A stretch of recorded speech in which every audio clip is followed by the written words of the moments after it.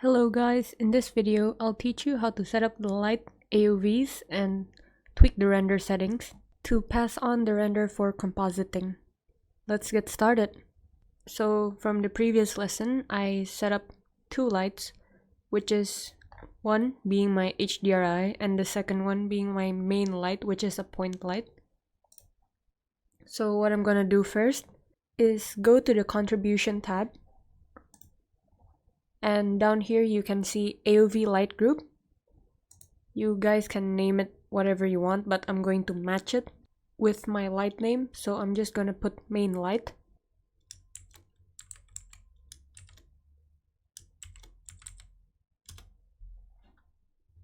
And don't forget to turn the camera to 0 so it won't appear in the render.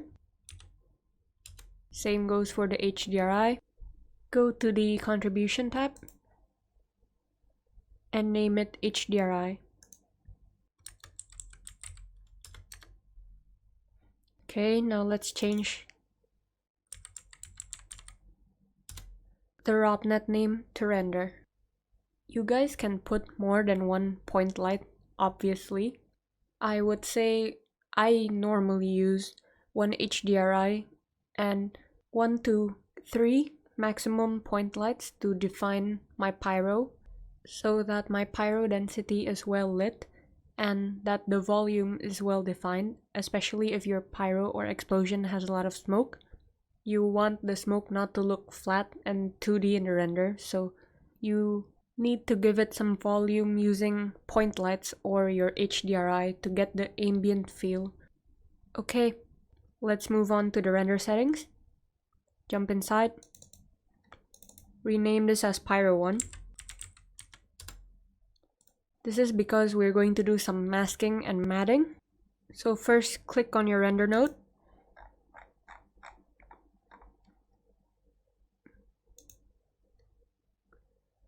Go to main and change your camera to the main camera you're using. Click accept. You want to place your files with this output picture. So create a folder. Name your file.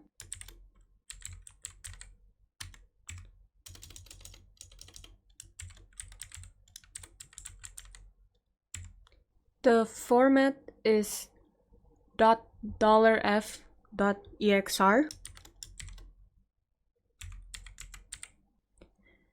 Once you've done that, scroll down.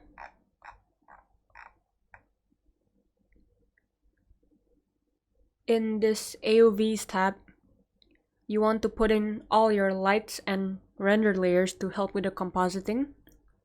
So let's put in the lights first. We are going to put in the lights that we named.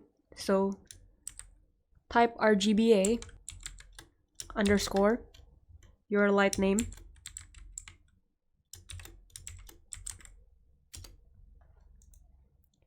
Add another.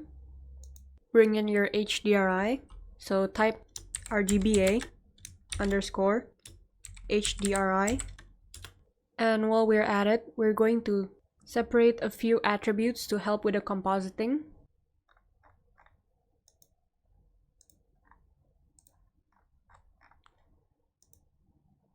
Sorry if it's a bit difficult to see, but I am basically going to bring in volume direct,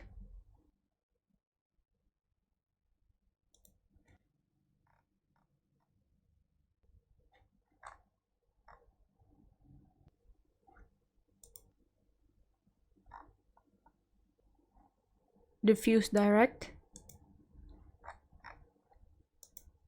emission. Let's add more.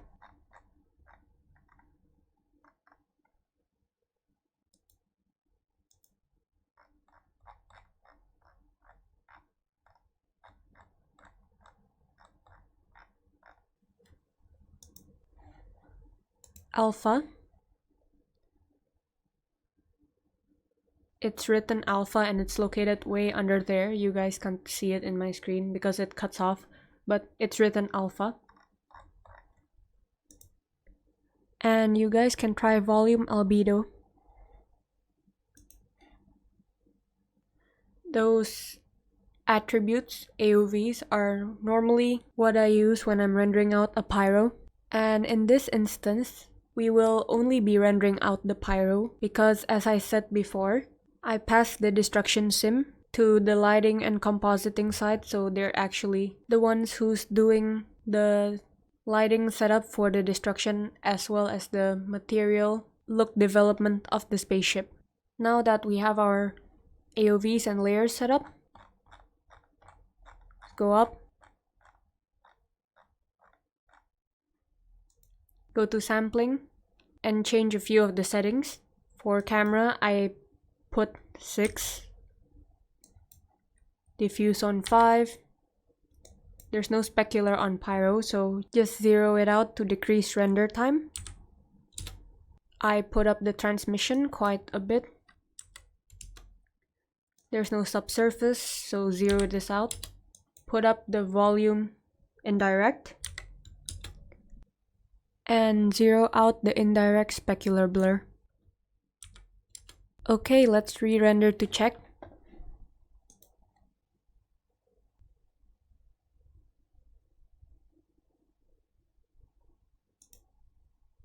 To check the layers and AOVs you've just created, you just need to expand this tab here. And in the drop down, you can see all the things that you've created.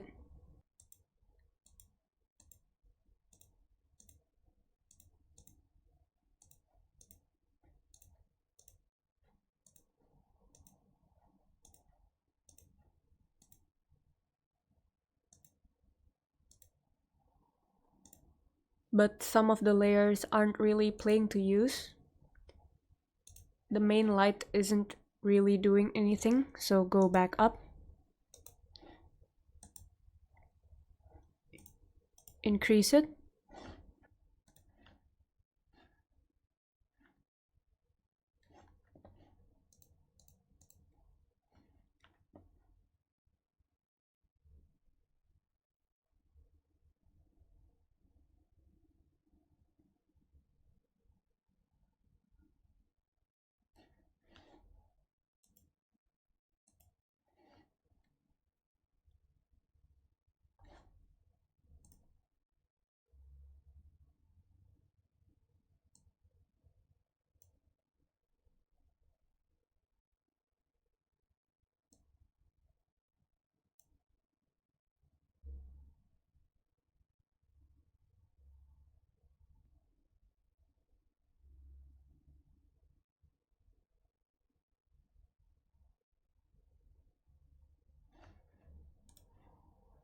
Again, you guys don't need to worry about the spaceship being overly exposed because we are not going to render out the spaceship.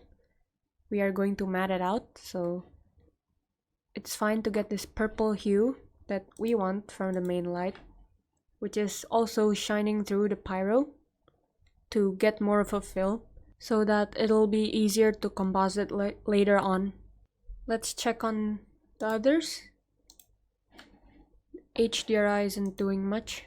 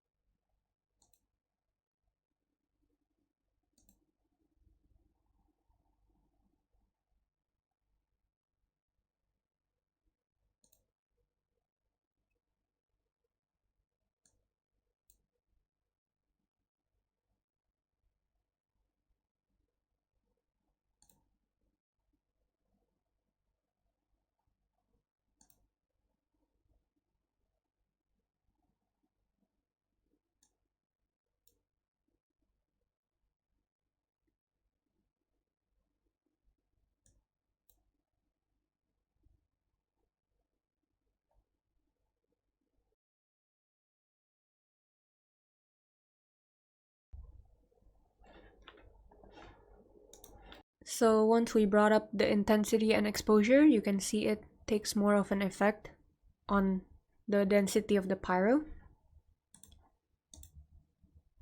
as well as volume direct. Diffuse direct doesn't do much, so we can always change it out. Emission does a lot. alpha 2 as well as volume albedo. So we're going to change diffuse direct first.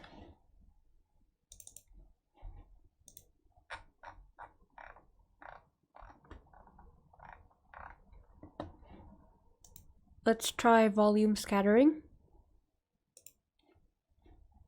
This is here, right above albedo, but it's named as volume. So let's try.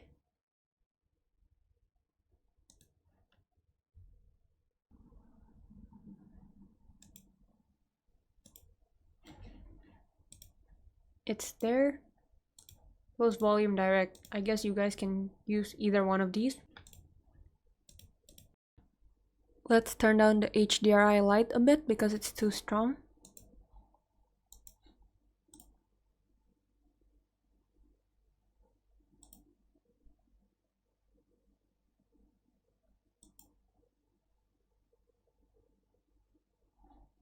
As well as the main light.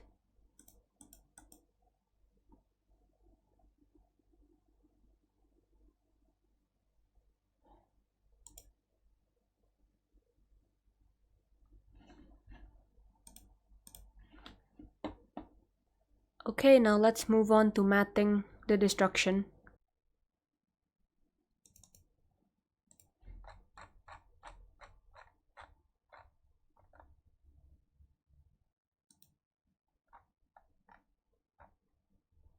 Go to main, under objects. You want to change the candidate objects. Choose your pyro, which is this, I think. Let me check. Now there are two choices to mask out your objects, that is force phantom and force matte. For this one, I'll be using force matte and not force phantom, and that is because force phantom retains the reflection, the light bouncing off the objects onto the surface. Because I'm not rendering the spaceship, I don't need to use force phantom, and because I'm rendering the explosion, I don't really need anything from the spaceship except for it to mask out the parts that's in my pyro. So let's go do that. For this, select the rest of your pink nodes. So select these three: bottom destruction, your static, and your sim.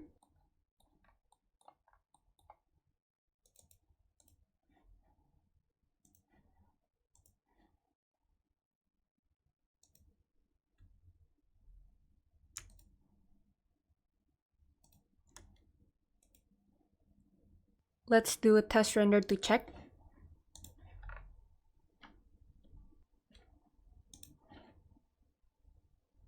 As you can see, the force matte worked perfectly.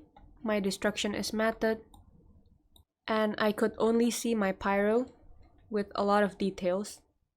And since we increased the camera samples to 6, it's going to render extremely high res.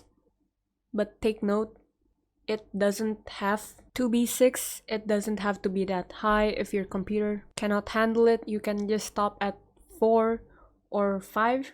And the same goes for the other settings. As long as it looks high res, it will look perfectly fine. And now, all you have to do, render frame range, and click render to disk. So that's it for the pyro and destruction tutorial. Thank you guys very much, and I hope the project turns out well for you guys.